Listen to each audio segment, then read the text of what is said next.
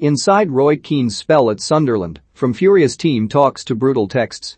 Tactics boards flew, a young Jordan Henderson was terrified, and Sunderland players were told, enjoy being S during Roy Keane's explosive reign at the Stadium of Light. However, to the potential horror of the dressing room furniture, the former Manchester United captain could be set for an astonishing return to the Black Cats. The League One side controversially relieved Lee Johnson of his services after their 6-0 defeat by Bolton Wanderers. Keane enjoyed an astonishing first season in management by guiding the Black Cats to Premier League promotion as champions in 2006, but departed the club when they became embroiled in a tight relegation battle in 2008.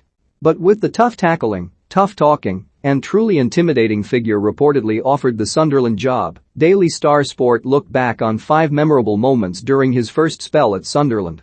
Keane's career is characterized by a litany of astonishing physical and verbal takedowns, but the Irishman was afforded a taste of his own medicine by Matty Taylor. At the time, the former West Ham star looked to be on his way out of Portsmouth, and Keane wanted to bring him to the northeast, and it is fair to say, Taylor took no prisoners with the Sky Sports pundit. So I met him at the stadium, in the boardroom, gave him all the talk for an hour or two. He said he's got a lot to think about, Keane recited to TalkSport. I said, of course, you take your time, it's a huge decision. I'll walk you down to the car park. As we walk down he says, listen Roy, it's a huge decision, thanks for the chat. I saw him walking to his car and say, brilliant, thanks for coming. He turned his back, and I've got a text, and not many people text me. It says, hi Roy, it's Matty Taylor, I've decided to go to Bolton. And I'm there waving him out the car park. Have your say. How do you think Roy Keane will do if he becomes the next Sunderland manager? Comment below. A dressing room tactics board is the perfect canvas to map out your opposition attacks, that is unless you are Keane. The Irishman kung fu kicked the defenseless board so hard across the dressing room that it has probably only just hit the ground. After one game, he asked our kit manager if he can get the tactics board, former player Dwight York wrote in his autobiography. Sure, he said. The board goes up. And Keano takes a running jump and smashes it over with a kung fu kick. He screamed at Danny Collins. Never come and ask me for a contract again.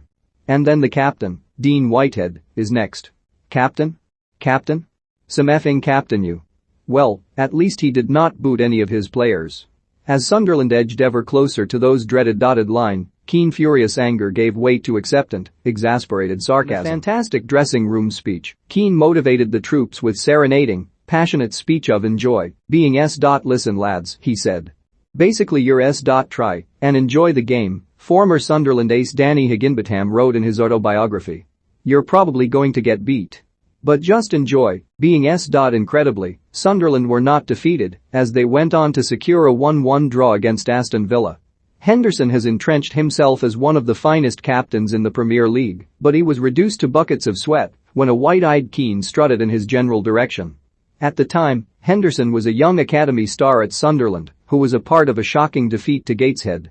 He got us back straight from the game to the academy and we were all in the lounge area. He started, this is your FG problem. Get together, Henderson said to Jamie Carragher's Greatest Game podcast. He pointed at me and went, do you think you are good enough to play for the first team? I was a young lad, and I looked up to Roy a lot as a player and as a manager, and to be fair I went, yeah, I do. He said good answer and moved on.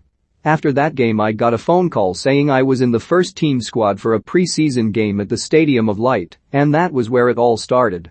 The gloves were always off when Keane was angry, but on this occasion, the Irishman proceeded to take them off his goalkeepers and wear them himself.